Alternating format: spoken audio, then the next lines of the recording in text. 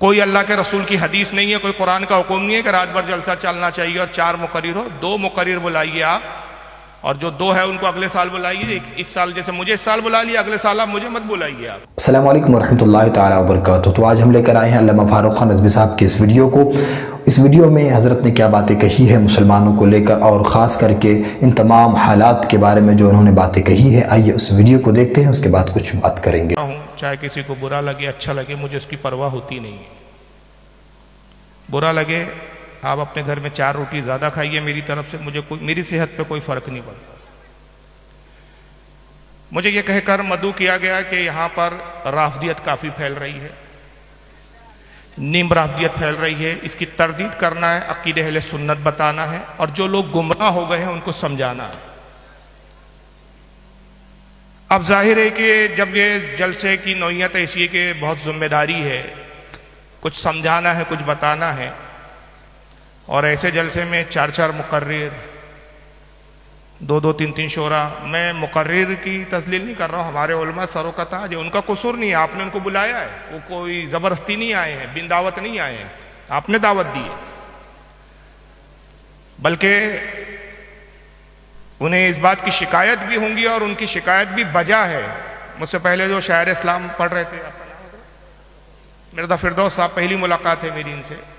जाहिर है ये भी एक मेहमान है आपके, दूर से आए हैं, ये खुद से नहीं आए, आपने मदऊ किया है, बुलाया है, फ्लाइट से आए हैं। फ्लाइट का सफ़र ट्रेन के मुकाबले में ज़्यादा तकलीफ दे होता है बाज़ औक़ात। तो कहने में लगता है कि फ़्लाइट का सफ़र आसान है, लेकिन बैठे बैठे पीठ अकड़ने लगती है। ट्रेन में कम से कम आदमी सो लेता है, खा लेता है, पी लेता है। वाया फ्लाइट हो तो 12-12 घंटे लगते हैं पहुँचने में। खैर मेरी तो डायरेक्ट फ़्लाइट थी तो मैं जल्दी आ गया, लेकिन गालिबन आपकी वाया होंगी, डायरेक्ट थी, डायरेक्ट थी, चलिए। लेकिन बहरहाल कई बार वाया फ्लाइटें होती है ज़्यादातर। वाया मतलब एक जगह जाइए, फिर वहाँ पे उतरिए, फिर 5 घंटे 4 घंटे दूसरी फ्लाइट का इंतज़ार कीजिए, 12-12 घंटे लग जाते हैं पहुँचने में। तो 12-12 घंटे सिर्फ महज कुर्सी पे बैठना बहुत तकलीफ गुजार होता है। चलिए खैर वो रुदाद नहीं सुनाना मकसद है। तो मैं ये समझ नहीं पा रहा हूँ कि इतने सारे मुकर्रिरों को आप जमा कर लेते हैं, रात के 3-3, 4-4 बजे जलसे चलते हैं, इसका मकसद क्या है, इसका हासिल क्या है? कोई खतीब इत्मीनान से गुफ्तगू नहीं कर सकता। हर खतीब को जल्दी थी, क्यों? उसे अपनी बात भी रखनी है और बाद वाले खतीब के भी वक्त का ख्याल रखना है।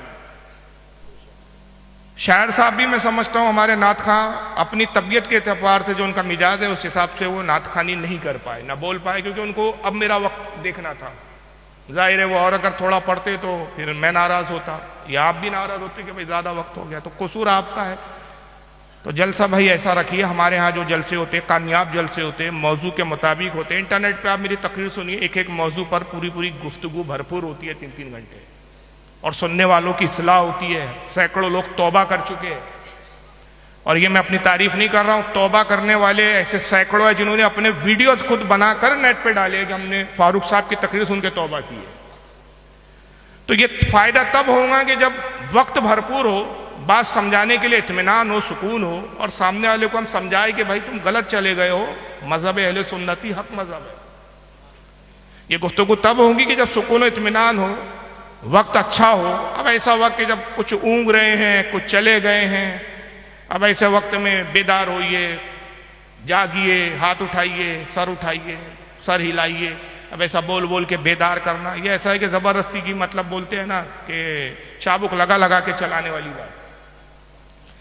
जो सुनने सुनाने का बेहतरीन वक्त होता है वो 10 और 11 का दरमियानी वक्त होता है, उस वक्त खतीब होना। लिहाजा मेरी गुजारिश है इंतज़ामिया से कि आइंदा अगर जलसा करे, कोई फ़र्ज़ और वाजिब नहीं है कि रात भर जलसा चलाएं। कोई अल्लाह के रसूल की हदीस नहीं है, कोई कुरान का हुक्म नहीं है कि रात भर जलसा चलना चाहिए और 4 मुकर्रिर हो। 2 मुकर्रिर बुलाइए आप, और जो 2 है उनको अगले साल बुलाइए। इस साल जैसे मुझे इस साल बुला लिया, अगले साल आप मुझे मत बुलाइए, आप किसी और खतीब को बुलाइए, भरपूर बुलवाइए उनसे। और मैं बताऊं आपको कि वो जलसे कामयाब है। मेरे जलसे जिस तरह से होते हैं, अल्हम्दुलिल्लाह तहदीस नेमत पे कह रहा हूं कि कामयाब जलसे होते हैं और उसका फ़ायदा होता है। मेरे अपने जलसे का मिजाज यह है कि पहले मैं तकरीर कर लेता हूं और उसके बाद सिर्फ 1 घंटा इस बात के लिए मैं देता हूं कि जिसको जो पूछना है पूछ ले। यहाँ पर सवाल जवाब का भरपूर मौका देता हूं कि जो एतराज़ करना है कर लो। बल्कि अगर ऐसे इलाके कि जहाँ बदअकीदा ज़्यादा है तो वहाँ मैं ये बोलता हूँ कि भाई मैं बैठा हूँ, अगर मुनाजरा करना हो तो माइक भी हाजिर है, स्टेज भी हाजिर है, आके बैठ जाओ। अभी तो सामने वाले की तशबीह तो हो। अब आप 1 घंटा और 1.5 घंटा दे रहे हैं, तो अब 1 घंटा मेरी वो तकरीर नहीं है कि चीखा चिल्लाया शोर किया और खुदा हाफिज वक्त लिया और अपना लिफाफा लिया और चलते बन। भाई मैं जब आता हूं तो मेरा मिजाज होता है कि जिस मकसद के लिए बुलाया उस मकसद की मैं तकमील कर सकूं और उस मकसद की तकमील होना चाहिए। तो बहरहाल ये मैंने 2-3 मिनट बोल दिया ताकि आइंदा आप इस बात का ख्याल रखें कि ज़्यादा खतीब मत बुलाइए। आप 10 बजे जलसा शुरू कीजिए, 2 खतीब रखिए। पहला खतीब 1 घंटा बोले, दूसरे खतीब जो मेन खतीब है उसको 2 घंटा बुलवाइए भरपूर, और उन्वान दीजिए कि मौजू दीजिए, इसी मौजू पर आपको बोलना है, मौजू से हटना नहीं है आपको। इधर उधर की लंतरानी मत सुनाइए। बीमारी ये है, कैंसर है और इलाज बुखार का हो रहा है, क्या फायदा ऐसी तकरीरों का? अरे जो मर्ज है उस पर इलाज करवाइए आप, और वो इलाज तभी होगा कि जब डॉक्टर को टाइम दिया जाए। डॉक्टर साहब से कह रहे बीमारी तो कैंसर है, डॉक्टर साहब 5 मिनट में जो करना है कर लो। अरे भाई मरीज मर रहा, 5 मिनट में नहीं है, 5 मिनट में ब्लड प्रेशर चेक नहीं कर सकता हूं, तो वक्त भी तो चाहिए। तो बहरहाल ये आइंदा ख्याल रखिए कि 2 मुकर्रिर बुलाइए, 1 शायर बुलाइए, 3 से ज्यादा नहीं, और जलसा कोई जरूरी नहीं, 2 बजे तक चलाइए, खत्म कर दीजिए अगर फायदा चाहते हैं। और फिर अगर आपने रस्म बना रखी है तो फिर आपकी मर्जी। अगर तफरी है, इंटरटेनमेंट है, जलसे का नाम इस्लाह नहीं है, तो फिर आप फजर की अजान यहां से करवाइए, तो किसी के बाप को क्या पड़ी है। अब जिसको मिजाज सूट करेगा वो आएगा आपके जलसे में, जिसको नहीं सूट करेगा वो नहीं आएगा। चलिए बहरहाल अगर मैंने जो बोलना था बोल दिया, अब आपकी मर्जी है कि आप इस्लाह इस कबूल करें ना करें, लेकिन मेरे जो दिल में था मैंने उसको रख दिया आपके सामने। चलिए बहरहाल तो जैसा कि आपने देखा अल्लामा फ़ारूक ख़ान नज़वी साहब के इस बयान को कि उन्होंने क्या बातें कही है।